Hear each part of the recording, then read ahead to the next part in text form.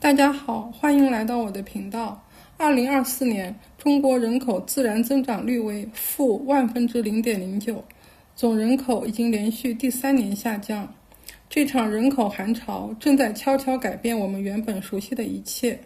从2013年到2023年，全国小学招生人数从1800多万锐减到了1616万。与此对应的是，全国将会有150万的小学教师和37万的初中教师过剩，将近200万教师真的要无课可上了吗？曾经最稳定的铁饭碗，为什么如今反而成了第一个被裁撤的对象？今天的视频，我会带你深度解读这场教育结构的巨变。造孽！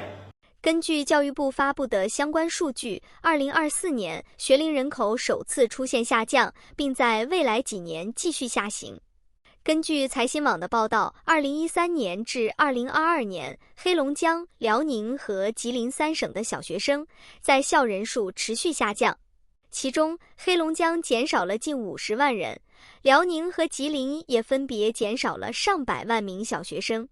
对于这种现象，许多学校不得不宣布关停，成千上万的教师面临被裁员的危机。湖南省在2023年的时候，省教育厅发布了要求有序组织幼儿园的撤并的通知，而这也是国内第一个下发该通知的省份。另外，还有一些城市甚至已经开始关闭一些年久失修、学生人数不断减少的学校。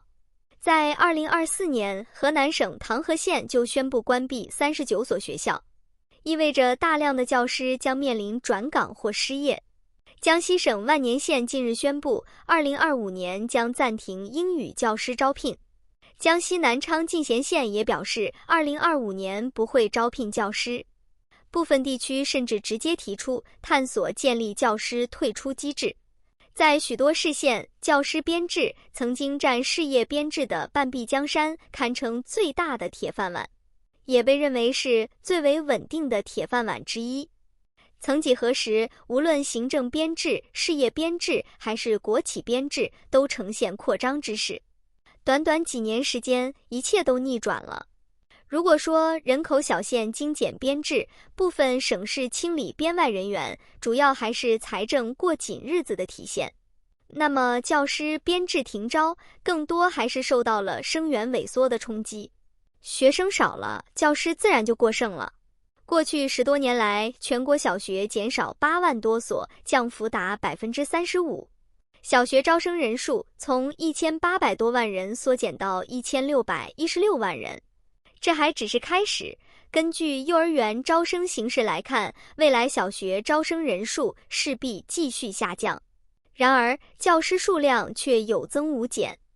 2013年到2023年，全国中小学专任教师数量从906万人增加到1074万人，各级专任教师总量更从1476万人增加到1892万人。中国教育科学研究院的相关研究数据表明，学龄前儿童已在2020年达到峰值，小学在2023年达到峰值，初中预计在2026年会达到峰值，而高中则在2029年达到峰值，高校在2032年也会达到峰值。江西万年县只是无数个普通市县的缩影。万年县披露了详细数据。2008年到2024年，当地出生人口从7934人下降到2478人，大幅减少70%。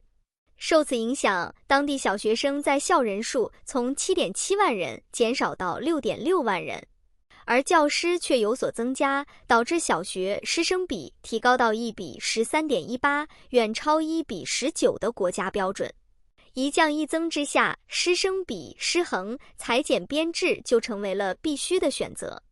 体制是有惯性的，即使在中国经济恶化的大环境下，编外人员很容易被抛弃，但体制内人员仍有相当的稳定性，不会轻易被裁撤。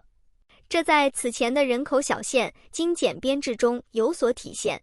许多县城虽然目标是精简编制，但不会一刀切裁减，而是退3进1，逐步消化。即退休3名编制人员，只再招聘1人。教师编制也是如此。即使生源收缩是大势所趋，许多地方停止招聘，但对于已有的教师编制，往往不会直接无情裁员。同时，多地政府印发文件，支持有条件的幼儿园招收2至3岁幼儿。如果2岁入园，相当于每年多了近1000万生源，对于托底教师就业意义显著。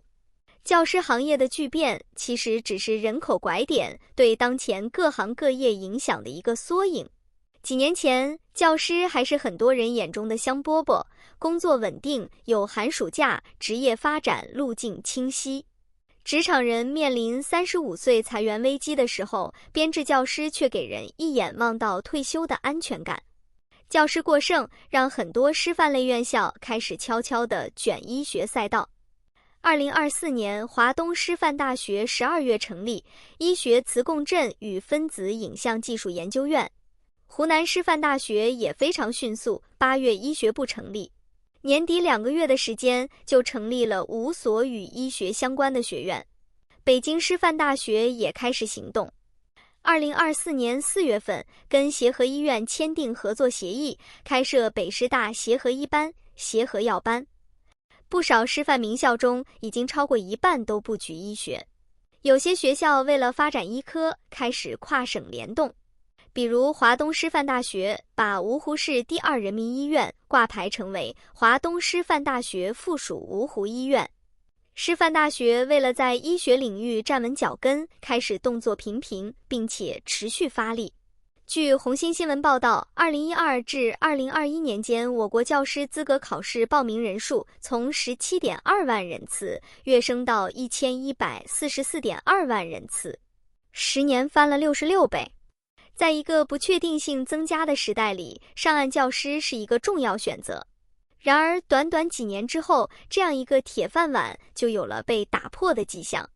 对于每年数十万的师范毕业生和1000多万的在职教师们来说，未来的路该怎么走？你怎么看教师行业的未来？欢迎在评论区留言发表您的看法。这就是今天视频的全部内容，希望你喜欢。请点赞加订阅我的频道，我们下期再见。在小小的花园里面挖呀挖呀挖，种小